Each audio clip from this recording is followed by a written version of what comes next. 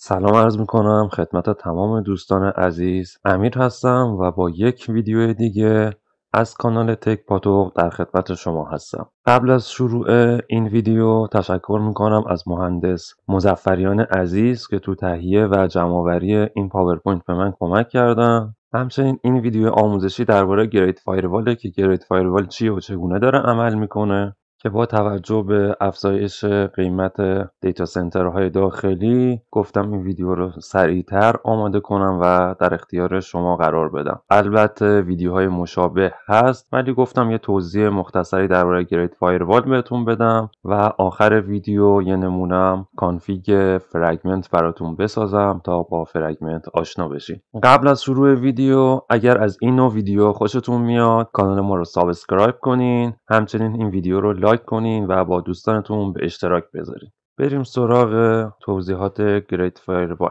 گریت فایروال چیست؟ گریت فایروال یا همون فایروال چینی که الان این روزا درگیرشیم بخوایم توضیح بدیم باید برگردیم به تاریخچه اینترنت چین. اولین اتصال اینترنت در چین سال 1994 برقرار شده که البته تو ایران اولین اتصال به اینترنت سال 1993 بوده. سال 1995 وزارت امنیت عمومی چین شروع به اقداماتی برای کنترل اینترنت کرد و سال 1997 قانونی تحت عنوان قوانین محتوای مجرمانه تصویب شد که تو کشور ما هم تصویب شد. این قوانین شامل آسیب زدن به امنیت ملی، افشای اسرار دولتی، آسیب زدن به منافع دولت و جامعه، ایجاد، توزیع و انتقال هر اطلاعاتی که منجر به تضعیف وحدت ملی، تحریف واقعیت و نشر اکاذیب شود، ایجاد، توزیع و انتقال هر اطلاعاتی که مشوق قمار، خشونت یا قتل باشد، هرزه‌نگاری و مسائل اخلاقی. سال 1998 وزارت امنیت عمومی چین پروژه سپر طلایی را برای تمام قوانین و سیاست‌های اینترنتی شروع کرد که میشه گفت گریت فایروال بخشی از پروژه سپر طلایی بوده. پس نتیجه میگیریم که گریت فایروال و پروژه مسدودسازی از سال 1995 شروع شده و سال 1998 به اسم پروژه سپر طلایی رسما شروع به فعالیت کرده و پروژه مسدودسازی هم شامل موارد زیر میشه: IP بلاکینگ، URL بلاکینگ، DNS پوزنینگ، پروتکل پورت اند دیتا بلاکینگ، دایرکت VPN بلاکینگ، اکتیو پروبینگ که مهمترین قسمت ماجراست. بریم آشنا شیم که هر کدوم اینا دارن چه کاری انجام میدن. IP بلاکینگ: ترافیک وقتی توی اینترنت بین کاربر و اینترنت در حال رد و بدل شدنه، بعضی ترافیک‌ها بلاک میشن که بر اساس IP بلاکینگه. هر بسته‌ای که تو شبکه داره جابجا میشه، یعنی هر درخواستی که ما داریم تو اینترنت برای یه سروری چیزی ارسال میکنیم، شامل IP مبدأ و مقصده که این بلاک شدن میتونه بر اساس IP مبدأ و مقصد باشه که عموماً بر اساس IP مقصد داره این کار انجام میشه. URL بلاکینگ: شما مثلا میخواین وارد سایت یوتیوب بشین، youtube.com رو تایپ میکنین، اینتر میکنین، درخواست شما به یه دونه DNS سرور ارسال میشه. حالا DNS سرور میاد IP مربوط به اون سایت رو از دیتابیس خودش پیدا میکنه یا اگه نداشته باشه از سایر DNS سرورها پیدا میکنه و برای شما میفرسته که باز فیلتر میشه. ولی URL بلاکینگ میگه وقتی شما داری یه اسمی رو صدا میکنی، اگه اون اسم داخل دیتابیس فایروال بود، همون ابتدا قبل از اینکه بخواد تبدیل به IP بشه همونجا فیلترش میکنه، یعنی حساسیت به اون اسم یا URL پیدا کرده. DNS پوزنینگ به معنای مسموم کردن DNS. مثلا شما youtube.com رو سرچ میکنین، DNS سرور باید IP یوتیوب رو به شما بده تا شما بتونین به سایت یوتیوب دسترسی داشته باشین. حالا شما اینو تایپ میکنین، DNS سرور میاد به جای IP یوتیوب یا IP دیگه به شما میده، مثل سالهای پیش که شما درخواست رو میدادین به جایی که سایت یوتیوب باز شه میومد سایت پیوندها باز میشد. شمایی که کاربری سایت یوتیوب رو میخواستی باز کنی، یوتیوب رو صدا زدی، چرا سایت پیوندها باز شد؟ به دلیل اینکه DNS سرور دلش خواسته که اون IP که خودش میخواد و برای شما برگردونه، چون IP خود یوتیوب مجاز نیست برای شما. پروتکل پورت اند دیتا بلاکینگ: وقتی شما یه سایت رو دارین صدا میکنین یا اسمشو تایپ میکنین درخواست میدین، یه سری پکت دارین ارسال میکنین. داخل اون پکت پروتکل، پورت، آدرس مبدأ و مقصد و اسم سایت صدا شده و یه سری چیزای دیگه مشخصه، یعنی همه اینا داخل اون دل اون پکت وجود داره. فایروال میتونه پروتکل رو ببنده، مثلا میگه پروتکل SSH بلاک ممنوعه، FTP بلاک، HTTP بلاک. استفاده از یه پروتکل رو کلا میتونه ممنوع کنه یا میتونه یه پورت رو بلاک کنه. اتفاقی که چند ماه پیش افتاد، پورت 22 بلاک کرده بودن. حالا ما از هر جایی میخواستیم SSH بزنیم به سرورمون با پورت 22 نمیتونستیم، مگر اینکه حالا از طریق کنسول بهش دسترسی پیدا میکردیم و مثلا پورت رو عوض میکردیم میذاشتیم 22 که بلاک نبود، تازه میتونستیم بهش SSH بزنیم. پس حالا فهمیدیم که فایروال انقدی پیشرفت کرده که میتونه پروتکل و پورت رو ببنده. اگه بیاد مثلا بگه پروتکل SSH بسته، شما حتی اگه پورت رو عوض کنید بازم نمیتونید دیگه SSH بزنید.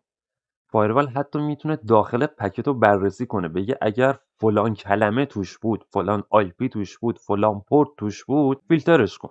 به همین سادگی. دایرکت VPN بلاکینگ. این حالت داره اشاره به این میکنه که اگر پروتکل VPN داری استفاده میکنی اونا بلاک کنه یا همون فیلتر کنه، مثل L2TP و PPTP که تو این سالها فیلتره. نکته اینه که VPNی که ما برای دور زدن فیلترینگ و اینا داریم استفاده میکنیم اصلا برای این کار نیست، تو خارج از کشور برای امنیت داره استفاده میشه. برای مثال ما یه شرکت داریم، شما مدیر فنی اون شرکتی، میخوای به سرور و سیستماش متصل بشی و باهاش کار کنی و الان خارج از شرکتی، داخل شرکت نیستی که مستقیما بشینی پشت سیستم. پس یه VPN میزنی، وصل میشی به داخل شرکت، تازه میتونی به اون سیستما و سرورها دسترسی پیدا کنی و ازش استفاده کنی و کاراتو انجام بدی. ولی وقتی VPN میزنی شما داری یه تانل برقرار میکنی که این تانل باعث میشه ارتباط شما ایمن بشه و داده‌های شما فقط از داخل این تانله به مقصد برسه. خب حالا که فایروال داره پروتکل های VPN رو میبنده، پس چجوری یه سری VPN و پروتکل ها الان داره استفاده میشه؟ این پروتکل ها با اون پروتکل های دایرکت VPN فرق دارن. اونها برای دور زدن همین گریت فایروال ساخته شدن، مثل V2RNG.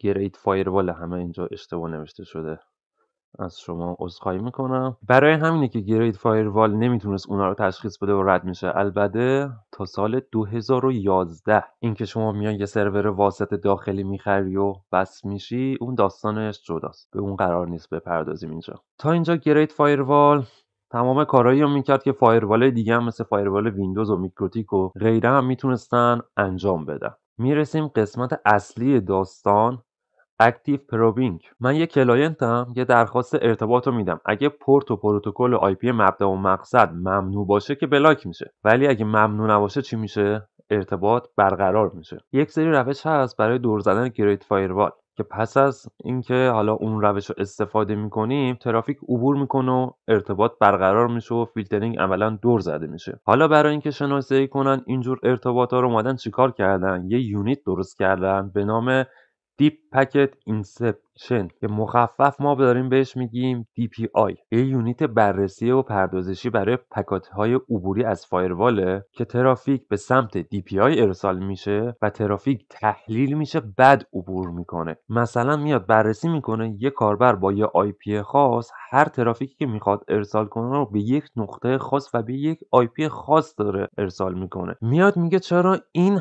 همه ترافیکاش میاد میره به اون IP یا نقطه خاص؟ عادی نیست که یک کاربر از صبح تا شب تو تمام روز ترافیکاش فقط به یه جا ارسال بشه، مشکوک میشه. واحد DPI میاد چک میکنه که تو داری از یک پروتکلی استفاده میکنی که زیاد ممنوع نیست. مثلا میاد میبینه داره از یک پروتکل ویتوره استفاده میکنه، میاد میگه خب من خودم چک کنم ببینم اون مقصد روش واقعا ویتوره سروره و میتونم با پروتکل های ویتوره بهش وصل بشم. یعنی میاد اون پروتکل ها رو بررسی میکنه. اگر فهمید که واقعا VPN سروره، میاد یه اقدام میکنه، میگه برای این کاربر به این مقصد ارسال و دریافت ترافیکش رو کلا کند میکنم. برای همینه وقتی از یک کانکشن استفاده میکنین اولش سرعت خوبی داره، اما به مرور زمان سرعتش افت میکنه. اگه کاربر پرمصرفی باشیم میبینیم که بعد از 1 ساعت، نه بعد از 2 روز سرعت کند میشه. بعدش شما دیگه بیخیال اون کانکشن میشین دیگه، میرین یه IP جدید میگیرین و یه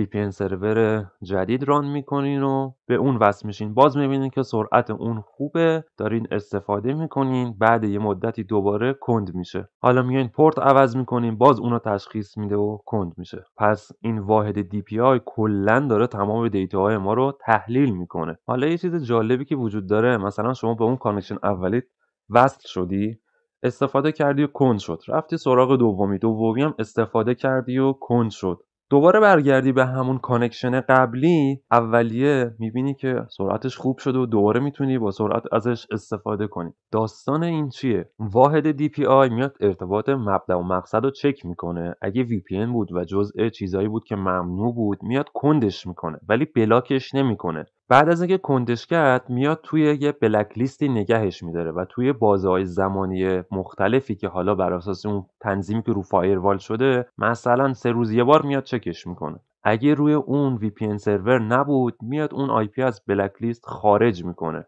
اگه VPN سرور بود مجددا تو همون بلک لیست نگرش میداره و تو بازه زمان بعدی بازه زمانیش هم افزایش پیدا میکنه. مثلا 5 روز بعد دوباره میاد چک میکنه که اگر VPN سرور بود که دوباره میذارتش تو همین بلک لیست و تایمش رو میبره بالاتر. اگر VPN سرور نبود از بلک لیست خارجش کنه. اینجوری IP ها دائما بلاک نمیشن چون تعداد IP ها محدوده و هر بار ممکنه توی یه بازه زمانی مختلف دست یه شرکت خاصی باشه که اگه بیاد دائمی بلاکش کنه بعد چند وقت مثلا IP من میفته دست یه شرکتی که میخواد روش وب سرور بالا بیاره. وب سرور بالا میاره میبینه مثلا تو کشور ایران، چین یا هر جای دیگه بالا نمیاد. دلیلش هم اینه که فایروال بلاکش کرده. سر همینه که فایروالی که به عنوان گریت فایروال یا فایروال بزرگ چینه نمیاد بلاک کنه IP میاد تو بلک لیست نگهش میداره و هر دفعه بررسیش میکنه. نکته‌ای که داره واحد DPI بروز رسانی میشه و این نقطه قوتشه، یعنی میاد پروتکل ها الگوریتم ها رو کم کم تشخیص میده، به اون دیتابیس خودش اضافه میکنه و تصمیم گیری هاشو میاد بر اساس این بروز رسانی ها انجام میده. یعنی امروز شما اگه پروتکل داری استفاده میکنی، مثلا میای از پروتکل TCP مثلا ویلس استفاده میکنی، اینا تو دیتابیس خودش نگه میداره و برای موارد مشابه IP های مشابه هم میاد اینو چک میکنه. پس فردا شما میای مثلا یه پروتکل جدید میذاری، باز میاد اونو بررسی میکنه. اگه اینم کشف کنه میاد تو دیتابیس خودش ذخیره میکنه و کاملا بروز میشه که این کار ما رو یکم سخت کرده. برای همینه که میگن وقتی یه سرور داری تعداد زیادی از نفرات ازش استفاده نکنند، یا اینکه یه لود بالانسینگ را بنداز که ترافیک بین سرورات تقسیم بشه. بریم سراغ داستان فرگمنت. تا اینجا که درباره گریت فایروال صحبت کردیم، یه چیزایی درباره DPI و قضیه فرگمنت و اینا میتونین داشته باشین، یعنی درکش کنین. توی قسمت فرگمنت شما باید با این 3 تا اصطلاح آشنا باشین. پکت میشه تعداد بسته ارسالی، لنت میشه طول بسته یا حجم بسته، اینتروال هم میشه فاصله زمانی بین بسته ها. این 3 تا رو شما داشته باشین. توضیحاتش رو اینجا نوشتم، یه توضیح مختصر میدم چون یه خورده گنگه، بعد به صورت عملی براتون یه نمونه میزنم. بین اعداد وقتی خط تیره میذاریم یعنی یه عدد رندوم بین اون تولید میکنه. مثلا میزنیم 10 خط تیره 20، یه بار میزنه 10، یه بار میزنه 11، یه بار 15، یه بار 17، یه عدد رندوم انتخاب میکنه. برای اینکه از فرگمنت استفاده کنین پیشنهاد میکنم که دامنتون طولانی باشه. هرچی دامنه طولانی تر باشه دستتون برای انتخاب اون بازه عددی بیشتر بازه. من مثلا از یه دامنه 64 کاراکتری استفاده میکنم و حتما خود دامنتون طولانی باشه. ساب دامنه مهم نیست چون جدیدن گریت فایروال میاد خود دامنه رو ریشه فیلتر میکنه، کاری به ساب دامنتون نداره. اینکه میگم طولانی باشه دلیلش اینه که مثلا این عدد رو 10 الی 20 گذاشتیم برای اینه که وقتی میخوایم پکت ارسال کنیم میاد این URL ما رو مثلا 10 تا اولش رو میگیره ارسال میکنه بر اساس اون بازه زمانی که گذاشتیم، مثلا 1 میلی ثانیه، 2 میلی ثانیه، 10 میلی ثانیه. بعد میاد قسمت بعدیش رو ارسال میکنه که مثلا از اینجا تا اینجاش میشه. دوباره چند میلی ثانیه بعد میاد مثلا 3 حرف بعدیش رو رد میکنه. چند میلی ثانیه بعد میاد مثلا 15 حرفش رو رد میکنه. میاد بسته هامونو اسم دامنمونو تیکه تیکه جدا میکنه ارسال میکنه. این بازه زمانی این وسط باعث میشه که اون واحد DPI وقت نکنه چک کنه اون بسته های ما رو و به خاطر اینکه دامنمون هم به صورت کامل ارسال نمیشه بینش بسته های حالا دیگه داره رد میشه و درخواسته حالا سایر VPN سرورها، سایر سایت ها و غیره داره رد میشه، باعث میشه که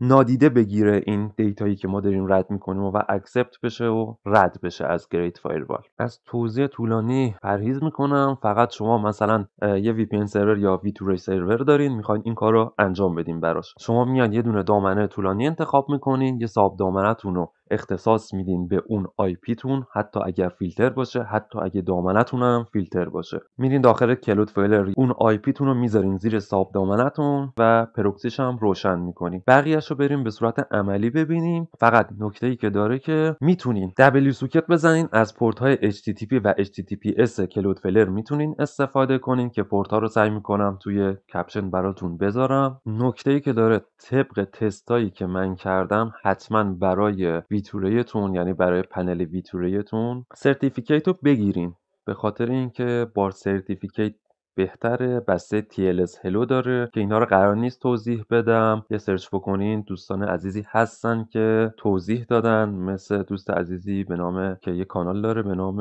آلفابت مدیا، اشتباه نکنم، کامل اومده این بسته TLS Hello 1 به 1 و اینا رو توضیح داده. میتونین سرچ کنین ببینین. لازم ندونستم که بیام مثل بقیه دوستان کپی بگیرم. حتما به کانال ایشون مراجعه کنین و این ویدیو رو اگه خواستین به صورت کامل ببینین تا درباره بسته های TLS Hello و 1 به 1 یه ذهنیتی پیدا کنین. همونجور که گفتم حتما سرتیفیکیت بگیرین. طبق تستی که تو این 1 ماه من انجام دادم، اگر TLS داشته باشین راحت تر رد میشه. پس کاری که باید انجام بدین، IP تون رو میدین داخل کلود فایلر، زیر یه دونه ساب دامنه قرار میدین، پروکسیش رو روشن میکنین و برای V2 سرورتون TLS میگیرین. بریم سراغ آموزش عملی. خب همونطور که میبینین من یه دامنه 64 کاراکتری برای خودم خریداری کردم و IP فیلترم رو گذاشتم زیر ساب دامنه S و پروکسیشو روشن کردم. حتی اگر دامنه‌تون فیلتر باشم، باز این روش عملیه. الان من ساب دامنم رو اینجا گذاشتم، استات اون دامنه 64 کاراکتریم و یه دونم کانفیگ ویلس TLS دارم که حالا چون نمیخواستم پنلم رو باز کنم اینجا قرارش دادم. البته این نکته هم توجه داشته باشین که پنل ها تو آپدیت جدید خودشون فرگمنت رو اضافه کردن، ولی خب یه سری از امکاناتشون کمتره که من ترجیح میدم از سایت IRCF استفاده کنم. کانفیگم رو کپی میکنم و وارد سایت IRCF میشم. همینطور که میبینین خودش توضیح داده که تروجان ویلس ویمس از نوع GRCP و WSocket رو میتونین استفاده کنین. کافیه شما کانفیگتون اینجا پیست کنین، بررسی رو بزنین. قسمت SNI میام همین دامنه 64 کاراکتری ما اون با ساب دامنش یعنی کامل کپی میکنم و تو قسمت SNI قرار میدم و این قسمت رو پاک میکنم که آدرس سرور بوده چون فیلتره و خودش نوشته کلین IP. یه IP تمیز باید وارد کنین. برای مثال خودش گفته zula.ir رو وارد کنین. میزنیم zula.ir که البته برای پیدا کردن IP تمیز یه سری ابزار داره خود IRCF که جلوتر بهتون توضیح میدم. حالا فرض میکنیم که ما این IP تمیز رو اینجا گذاشتیم. کافیه این ماکس رو روشن کنیم. خودش تشخیص داده که TLS Hello و TLS روشنه. اگه TLS خاموش باشه و از پورت های HTTP استفاده کنین، خودش تشخیص میده که اینجا به جای TLS Hello 1 به 1 بذاره. همونطور که گفتم برای آشنایی بیشتر میتونین ویدیو کانال آلفابت مدیا رو تماشا کنین. این قسمت لن طول بسته ارسالیه که بسته به اون دامنه‌تون باید انتخاب بشه. چون دامنه من 64 کاراکتریه گذاشتم 10 الی 20، یعنی بین 10 الی 20 تا از این کاراکترها رو هر بار تو هر بسته ارسال کنه. اگر دامنه شما مثلا 14 کاراکتریه باید بزنین بین مثلا 5 الی مثلا 10، کمتر از طول اصلی باشه. اگر شما 14 بذارین کل دامنه‌تون رو تو یه بسته ارسال میکنه و قاعدتا گیت فایروال تشخیص میده و فیلتر میشه. ماکس که روشن میکنه خودش پیش‌فرض میذاره 8. عالیه. این قسمت هم جدیداً اضافه کرده که اسم کانفیگ، میتونین تعویضش کنین که معمولا تأثیری نداره. وقتی شما این تبدیل رو بزنین، تبدیل هم بزنین برای همه برنامه‌ها، یک کد جیسون بهتون میده که کد جیسونه یه آیدی داره. وقتی اینا شما به کامپیوتر یا حالا موبایلتون وارد میکنین این نمایش داده نمیشه، اون آیدیه نمایش داده میشه. من حالا این کانفیگم اینجا پیست میکنم که شما ببینید. یه کد جیسون اینجور چیزی بهتون میده که تمام موارد TLS hello لنت و اینتروالش مشخصه. چیزی که یادم رفت بگم اینتروالم نیاز نیست تغییر بدین، خودش 10 الی 20 گذاشته بهترین حالته واسه روش TLS دارها. و اون IP تمیزی هم که استفاده کردین توی یه کوتیشن قرارش داده که حتی میتونین به صورت دستی اگر نیاز بود و دوباره نخواستین به سایت مراجعه کنین عوضش کنین. اینجا من الان باید دنبال زولاداتای آر بگردم چون نمیبینمش. یه فایند میزنم به قسمت آدرس زولاداتای آر. شما اینجا هر آی پی تمیزی میتونین قرار بدین. کافیه که کل این کد جیسون رو وقتی از سایت کپی کردین حالا از هر طریقی به گوشیتون به سیستمتون منتقل کنین و بهش متصل بشین. قسمت آی پی تمیز که گفتم بهتون توضیح میدم. میتونه از سایت هایی استفاده کنین که داخلی هستن و روی کلودفلر هستن. حتی میتونین آی پی ها رو بر اساس اون اینترنتی که دارین اسکن کنین و استفاده کنین. توی قسمت فرگمنت، قسمت ابزارها، البته اینجا ندارتش، بریم وارد سایت اصلیش بشیم IRCF. خود سایت IRCF هم میتونید استفاده کنین، البته احتمالا روش زوم هستم. تو قسمت ابزارها یه اسکنر آنلاین داره، اینو میزنی. این جدیده، با اون اسکنر قبلیش فرق میکنه. دیلیا من حالا دوست دارم زیر 100 بذارم و قبلش میگه که پروکسی خود یا اون وی پی ان رو خاموش کنید. من برم وی پی ان رو خاموش کنم دوباره رکورد رو بگیرم. اینجا میدونین تعداد آی پی هایی که مد نظرتون رو انتخاب کنید. مثلا من میذارم 10 تا، دیلیش رو گذاشتم 100 میلی ثانیه. رنج خاصی اگه مد نظرتونه رو اینجا اولش رو بنویسید. در قسمت SNI میاین دقیقا همون IP که گذاشتیم برای SNI توی کانفیگ فرگمنتتون یا همون ساب دامنه‌ای که پروکسیش رو روشن کردین رو قرار میدین و پورت کانفیگتون هم میزنین. مثلا برای من 5060 بوده و روی اسکن کلیک میکنید. نسبت به اینترنتتون میاد IP های تمیز رو برای شما میاره که کافیه روش کلیک کنین، کپی میشه و دوباره برگردین به قسمت قبلی که البته فیلتر سایت مجبوریم که دوباره VPN مون رو متصل کنیم. VPN متصل کردم و وارد سایت IRCF فرگمنت میشم. یه بار دیگه میام کانفیگم رو اینجا وارد میکنم.